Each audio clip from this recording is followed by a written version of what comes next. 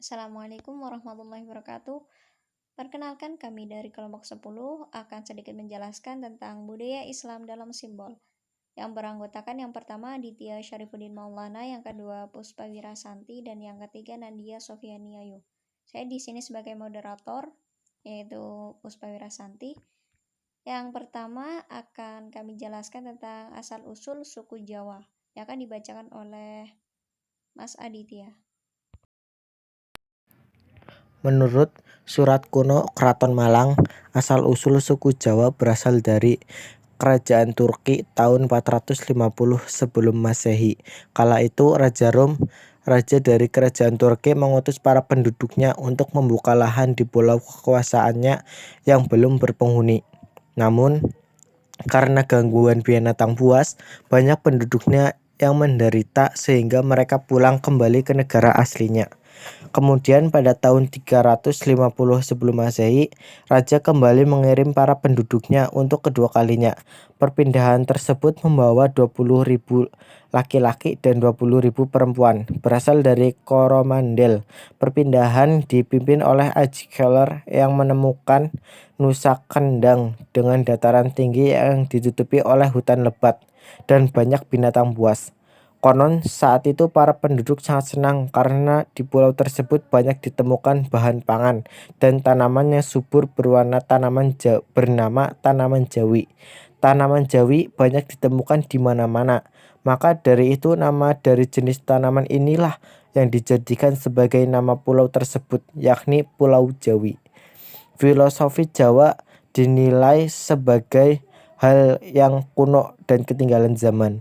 Padahal filosofi leluhur tersebut berlaku terus sepanjang hidup. Warisan budaya pemikiran orang Jawa ini bahkan mampu menambah wawasan kebijaksanaan. Berikut 10 dari sekian banyak falsafah yang menjadi pedoman hidup orang Jawa. Untuk yang pertama, urip iku urup. Hidup itu nyala, hidup itu hendaknya memberi manfaat bagi orang lain di sekitar kita. Semakin besar manfaat yang bisa kita berikan, tentu akan lebih baik. Yang kedua, memayung hayuning bawana, embrasta durhangkara. Manusia hidup di dunia harus mengusahakan keselamatan, kebahagiaan, dan kesejahteraan, serta memberantas sifat angkara murka, serakah, dan tamak.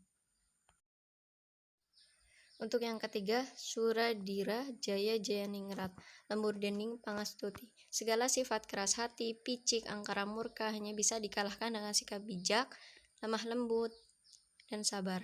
Untuk yang keempat, ngeluruk tanpa bala, menang tanpa ngerasorake, sekti tanpa jiaji, sugih tanpa benda. Berjuang tanpa perlu membawa masa, menang tanpa merendahkan atau mempermalukan, berwibawa tanpa mengandalkan kekuatan, kekayaan atau keturunan, kaya tanpa didasari kebendaan.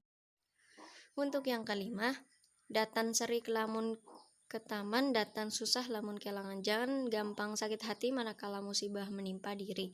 Jangan sedih manakala kehilangan sesuatu. Dan yang keenam, aja gumunan, aja ketunan, aja kagetan, aja aleman. Jangan mudah terheran-heran, jangan mudah menyesal, jangan mudah terkejut-kejut, dan jangan mudah ngambek. Serta jangan manja. Untuk yang ketujuh, aja ketungkul marang kalungguhan, kadonyanan, lan kemarman. Janganlah terobsesi atau terkungkung oleh keinginan untuk memperoleh kedudukan, kebendaan, dan kepuasan duniawi. Dan selanjutnya, aja kuminter mundak keblinger, aja cidra mundak cilaka. Artinya, jangan merasa paling pandai agar tidak salah arah, jangan suka berbuat curang agar tidak cilaka. Untuk yang kesembilan, aja milik barang kamulok, aja mangromun dak kendo. Jangan tergiur oleh hal-hal yang tampak mewah, cantik, indah. Jangan berpikir mendua agar tidak kendor niat dan kendor semangat. Dan yang ke-10, aja adigang, adigung, adiguna. Jangan sok kuasa, sok besar, dan sok sakti. Dan materi yang ketiga, simbiolisme Jawa. Menurut Budiono Herosatoto terdapat 5 bab dalam bukunya. Simbolisme dalam budaya Jawa. Yang pertama, kebudayaan dan simbolisme, yang menguraikan panjang lebar tentang simbolisme serta yang membedakannya dengan tanda dan isyarat. Dan yang kedua, riwayat hidup suku Jawa, menguraikan tentang suku Jawa secara antropologi, budaya, serta menguraikan bentuk masyarakat suku Jawa. Dan yang ketiga, filsafat hidup orang Jawa, menguraikan tentang pandangan hidup orang Jawa yang lazim disebut kejawen atau dalam kasusastraan Jawa disebut ilmu kesempurnaan Jawa atau jiwa.